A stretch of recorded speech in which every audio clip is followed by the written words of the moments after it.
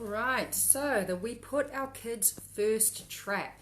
This is the fourth parent trap, which I'm going to be sharing a bit about this week over the next sort of 7 days right here in the group, yeah, because there's some really juicy content that I've got around this trap, and it's one that we so often continually put ourselves into in our lives as parents, yeah. It's where we put ourselves at the bottom of the list, yeah, the bottom of the list, the bottom of the pile, even if we make it onto the list. This is the thing, yeah, we put our kids first. And as I said, where I just shared a little bit a few minutes ago on the page, the word kids, when we put our kids first, can be replaced with anything, yeah? Sometimes it's work, sometimes it's our partner, sometimes it's the needs of anyone else, yeah? We put everything else ahead of our own needs. And this is the trap that I really want to invite parents out of, because it's a bit of a sticky, gluey trap, this one.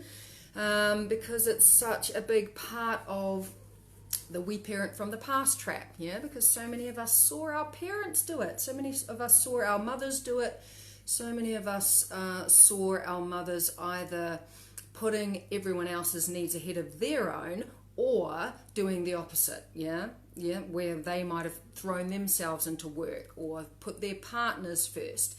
And then out of reaction or repetition, we end up doing the same. Yeah, so either one of those things, we end up in this trap as well in our lives as parents. So it's a big trap. It's got bit to answer for this one. Yeah, it really does. It really does. And what it is, you know, essentially putting the needs of everybody else, yeah, before yourself, yeah, before your relationship, before everything else around you. So this is oh God, it's such a big thing. And why do we do this? You know, why do we continue to do this? Yeah, because we saw our parents do it, and we just get stuck in this trap. And without the awareness, without the understanding or the knowledge about where it comes from, yeah, it keeps us stuck in the trap. So I watched my mum put the needs of every single other person, yeah, ahead of her own. Every single other person in the world, she just simply kept going. She was a pro at soldiering on or martyring on, and I repeated this cycle of depletion as a mum for a long time in my early years as a parent, yeah, a long time, putting myself into hole after hole, you know, trap after trap, only reaching out, and this is the biggest point that I'm going to talk around in my freedom acronym, only reaching out for help when I was at breaking point, yeah, when I was at the bottom of a hole, when I was absolutely depleted and completely exhausted or ill, yeah, that would be the only time that I would reach out for help. So if you're joining me live and this is resonating with you, then give me a wave or give me a hell yeah or whatever else works for you in the comments, because I would love to hear what you know, whether this is resonating with you and your thoughts around this big topic, because it's such a big one. So I love to talk around topics using acronyms because I think they're really useful. So the acronym that I love to use is freedom. So if you imagine freedom, yeah, which I've put in the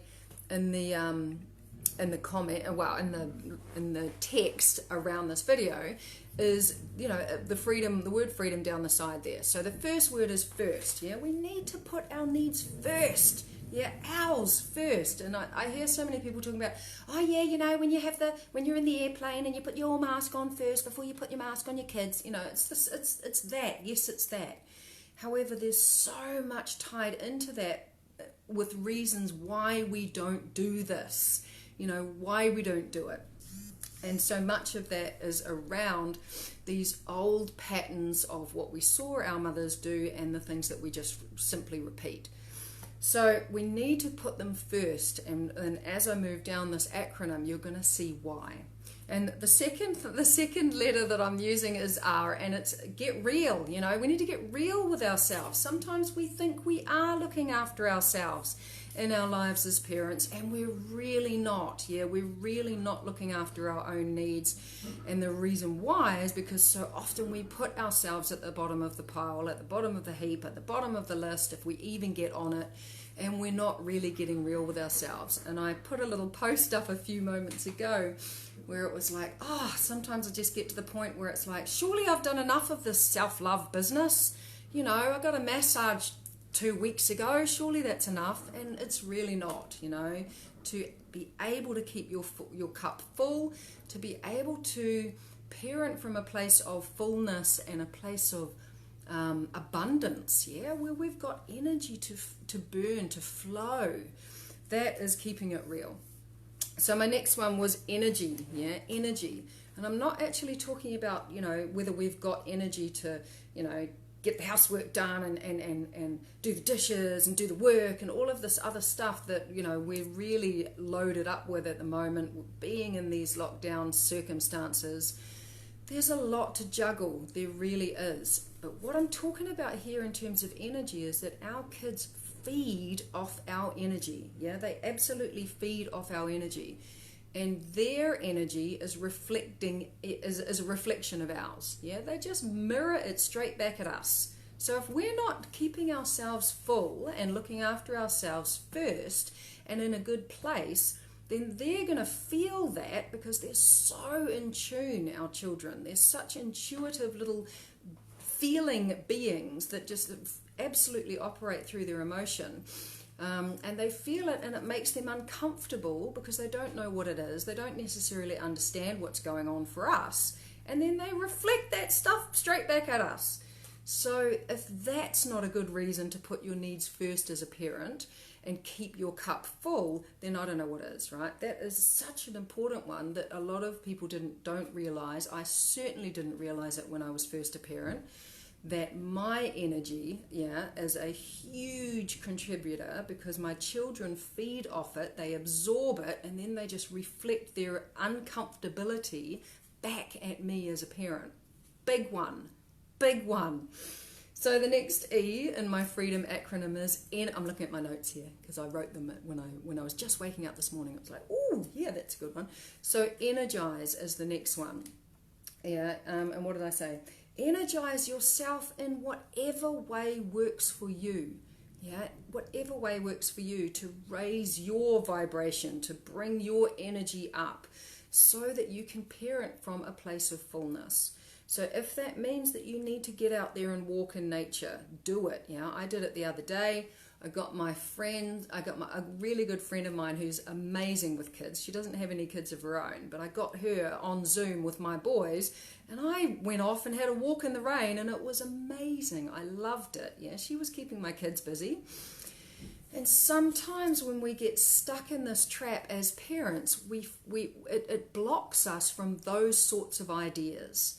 Wow, actually I could go out and have a walk, and I could get somebody else to interact with my kids on Zoom. Okay, we can't invite people over at the moment, but there are other ways of doing this when we can lift out of this trap. When we can lift out of this trap. So energize yourself in whatever way works for you. Have a long bath. Go and have a nap, or read a book, find these ways and make them important. Put yourself first so that you are energizing yourself. Okay, D in my freedom acronym. I have spelled it right, haven't I? Yes, I have. That's a good thing. So D is do it now. Do it now. And this is a huge part, because so many of us in our lives as parents, we only do it when we're at the bottom of the hole. When we're exhausted, when we're depleted, when we've got nothing left in the tank. We've got nothing left in the tank. We've completely given everything. Hi, buddy, I'm just doing a live. Can I come and see you in 10 minutes? Right. So, my guys have just arrived back from their dads, so I'll finish this live and then I'll check in with them. So do it now. That's what I was saying. Not when you are running on dregs, not when the tank is completely depleted from overgiving, because so many of us in our lives as parents are professional overgivers. We just give and give and give and give and give and give and give, and then give some more and give some more until we've got nothing left in the tank. And we're running around on fumes, running around on the dregs of the tank, and then we ask for some help. If we can manage it And let's face it, so many of us in our lives as parents really struggle to ask for help. So what I'm offering here by the do it now is get better at asking for help when you're feeling good. Yeah, when you're feeling good, because it's easier. It's easier to ask for help when you're feeling good, even though it kind of feels counterintuitive. It's like, oh, but I'm feeling okay. It's like, do it then. And what that means, what that installs in us is that we can get better at it when we're asking for help, asking for help when we're feeling good, because it's really hard to ask for help when you're feeling rubbish. Yeah, that's definitely a piece that I see in so many of the parents that I work with. But when you are asking for help, Kieran, I just saw your comment. Absolutely. Yes, it's so true. When you're asking for help from a place of full, when you're feeling fuller, you get better at it. But it also, then this is the big piece, is that it carries you through the times when you're not feeling so great. Yeah, it carries you through. It's like, if you think about it like a fuel tank, and maybe, you can see the fuel tank starting to get to half, and then it's starting to get to quarter of the tank, and, you want to get to it before the red light starts bleeping at you, right? Red alert, you're running out of gas. If you start to ask for help when you're on half, yeah, or even 3/4, you've still got 3/4 of a tank to get you through when you're not feeling good, when you are low energy, when everything is kind of coming down on top of you, which, let's face it, it happens. Yeah, it happens. And especially in these lockdown circumstances, because we're juggling a lot. Yeah, we're juggling parenting 24/7. We're juggling work. We're juggling homeschooling, all of this stuff. And that's on top of all of the normal, everyday practical tasks that we do in our lives as mums and dads, yeah? That's a lot of juggling. That's a lot of juggling. So we want to keep our tank as full as we can to get us through the times when we're low energy, yeah? So that's why I say do it now. And also, the other piece around that is that it becomes your default. It becomes your default. If you get good at asking for help and receiving support and nurturing and nourishing yourself, giving to yourself, because this is a big one, right? So many of us are not great at receiving. Really good at giving it out, yeah? Not great at receiving. But when we can do it, it becomes our default. Yeah, it becomes our default because we're so practiced at it. We're so savvy at it because we're doing it when we feel good. Then it becomes our default, and that's a huge piece. Okay, so my overfill, yeah? Overfill the tank, overfill it. I'm talking about not letting it go down to half, 3/4. Let's overfill that sucker. So, and this is the point, right? If you think about it like a petrol tank, you overfill it and it starts to flow out. Yeah, it starts to flow out because it's so full, it's got more to give. It's got more to give. And if you think about it that way, that this is your tank, yeah, your body is your tank. And if you are overfilling it, then it's just going to keep flowing. It's just going to keep flowing out. So that's what I mean when I talk about parenting from a place of fullness, a place of abundance, a place of overflowing. Yeah, so overfill your tank, because the people around you are going to get your love and your giving and everything else that you offer in your life as a parent, whether it's work, whether it's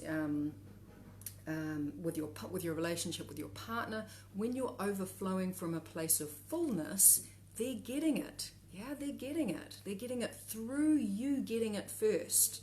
Not just you giving it out and not having any for yourself. Yeah, big pieces. All right. So what did I can't even remember. I'm trying. Oh, that's right. I was thinking. Oh, what's my M gonna be? Okay, make it happen. Yeah, make it happen. That's gonna be my M. However, you need to make it happen. Talk to your family about it. Talk to your family about what I've spoken about keeping your tank full, keeping it overflowing, overfill that sucker, because then they're going to get more. Yeah, they're going to get more of this yummy, nourishing, nurturing goodness. And what it's going to do, and this is what I'm going to wrap this live up with, what it's going to do for your children, do for your partners, do for everybody that's around you, yeah, your work environment, your community environment, all aspects of who you are in your life as a parent.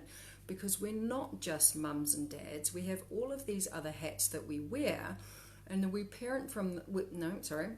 put our kids first trap is part of the big reason why so many of us lose ourselves as mums and dads, yeah? Because all of a sudden we've just become a parent, and that's it. I'm just a mum and I'm just a dad. And it's like, what about all of those other juicy, cool aspects, rich, fulfilling, passion, fruitful aspects of ourselves that we kind of forget about when we become parents? So those are the pieces that I want to offer you to wrap that up, because when we remember, yeah, and invite those pieces back and really, really show that we are giving ourselves in these other ways, it invites our children to do the same. Yeah? It invites our children to do the same. And when we overgive, yeah, or put our kids' needs, I'll just use the children to illustrate this example. When we put our children's needs first, what we're teaching them to do is to put everybody else's needs ahead of their own, yeah, when they are growing up into being an adult. And that, I know, is not what every parent out there wants, because we tend to overgive and end up in this trap because we love our kids, we love them so much, and we just want to give to them, and we want to, we want them to have the best experiences and the best life and blah, blah, blah, blah, blah, blah. However, what we're actually teaching them is to continue that pattern of putting everybody else's needs outside of themselves ahead of themselves. So it's a big one to work on. And knowing that by loving and nurturing and nourishing yourself first, you're teaching and modeling that behavior to your children so they learn the same. Love that. Love it. That's the gift that we want to give to our children. Yeah, that's the gift. And if that means more baths and more naps and more massages and more of these, walks in nature and all of these yummy things that I love to do for myself, yeah, then that's great, because I'm teaching my children purely through modeling it in my behavior how to do the same for themselves. Yeah, freedom. That's freedom, lifting out of the we put our kids first trap. Love it. All right, I'm going to wind this live up. Love to hear your thoughts. Love to hear your comments if you've joined live or if you're catching up on the replay. Big trap. Going to be talking about it a lot over the next 7 days. Lots of love.